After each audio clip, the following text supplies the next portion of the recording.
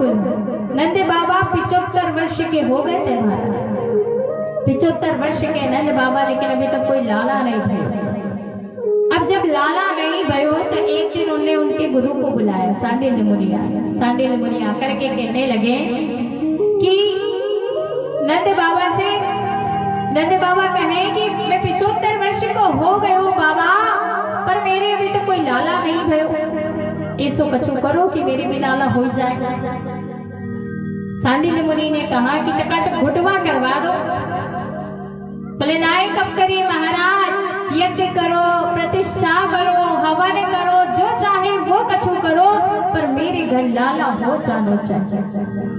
सांडिल्य मुनि ने कहा तो नंद बाबा ने कही कि मैंने मना नहीं करी, आप तो बस कल से ही शुरू कर दो। सांडिल्य मुनि ने यज्ञ किया, हवन किया महाराज। अब सबको ऐसा लगने लगा कि नंद रानी के यहाँ लाला हो जाएगा। अब नंद रानी की 2 बहनें थी, 2 ननद थी। जो नंद बाबा थे उनकी 2 बहनें थी, एक का नाम था नंदा और एक का नाम था सुनंदा। अब उनको पता चली कि भाभी के लाला होने वाला है, सो 6-6 महीने पहले अपने भैया के घर आ गई और भाभी की खूब सेवा करे। क्यों? कई जो नंद रानी है उन्होंने अपने गले में एक नवलखा हार पहने रखा था।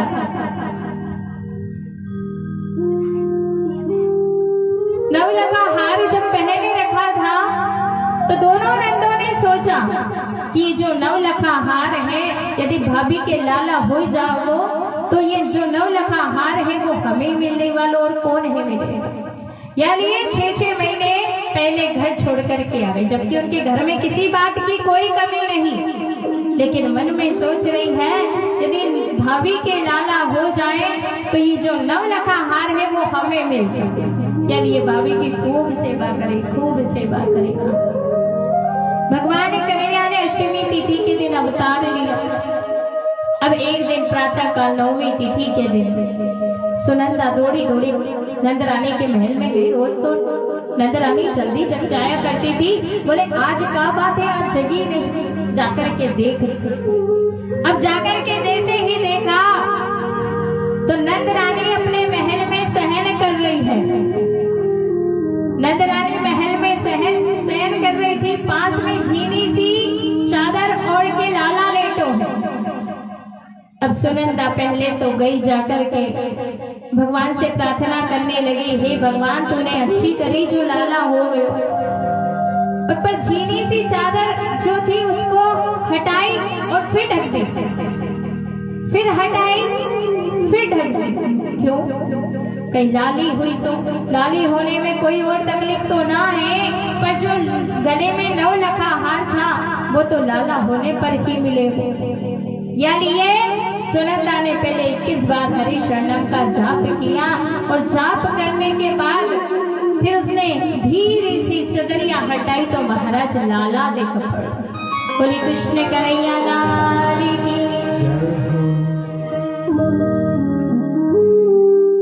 आज जैसे ही लाला दिखो महाराज दौड़ी नंद बाबा के पास गई। नंद बाबा क्या कर रहे थे? बोले नंद बाबा गौशाला में गायों की सेवा कर रहे थे।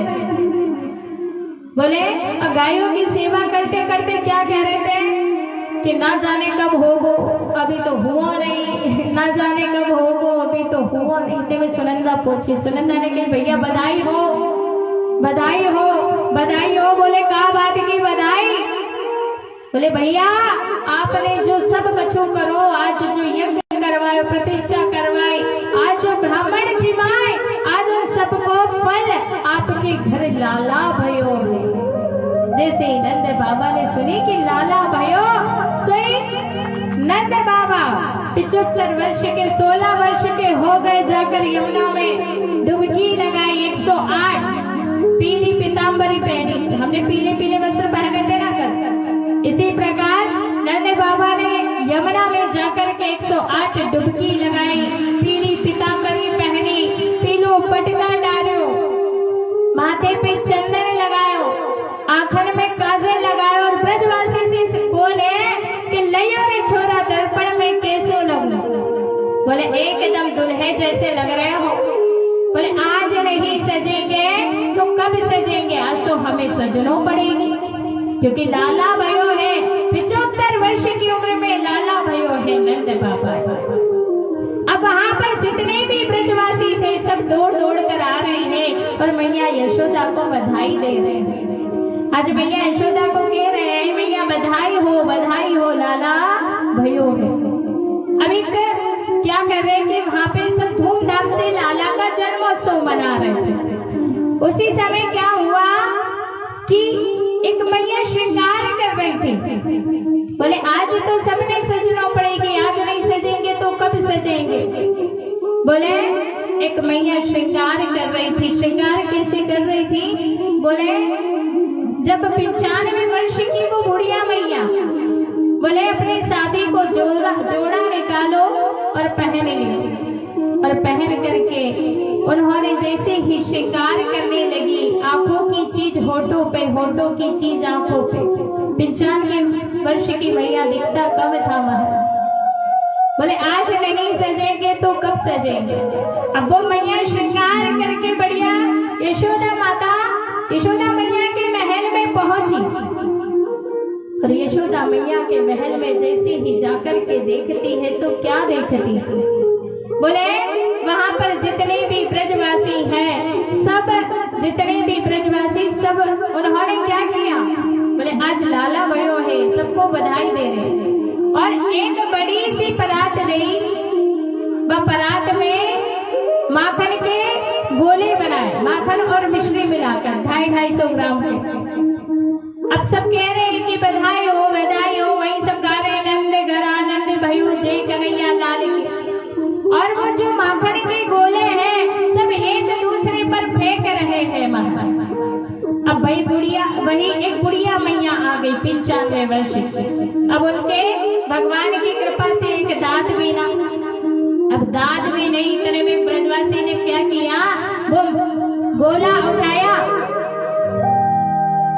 वो माखन का गोला उठा करके जैसे ही फेंकने लगे तो जो बुढ़िया मैया थी जैसे ही भीड़ में आई, आकर के कहने लगी लाला जे का बात के गोले फेंक रहे हो?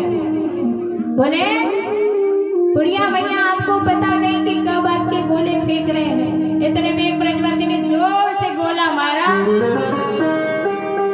वो बुढ़िया मैया उसके मुंह में जाकर के वो माखन का गोला गया महाराज।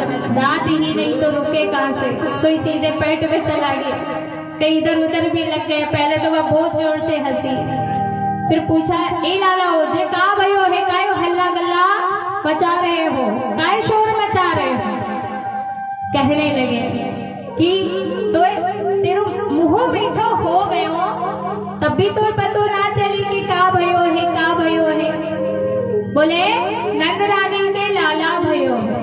आज जितने भी ब्रजवासी हैं सब आकर के मैया यशोदा को बधाई दे रहे हैं। जितनी भी ब्रजंगनाएं हैं 84 कोस में, वहां पर सब मैया यशोदा को बधाई दे रहे। बोले मैया यशोदा बधाई हो, बोले आपके लाला भयो हो। आइए हम भी मैया यशोदा को बधाई देते और सब लोग देखो बड़ी खुशी की बात है, क्योंकि राम भी आनंद है और कृष्ण भी आनंद है। यार ये यहाँ आनंद की बात है, खुशी की बात है, प्रसन्नता की बात है, इसलिए सब लोग बड़े भाव से मैया यशोदा को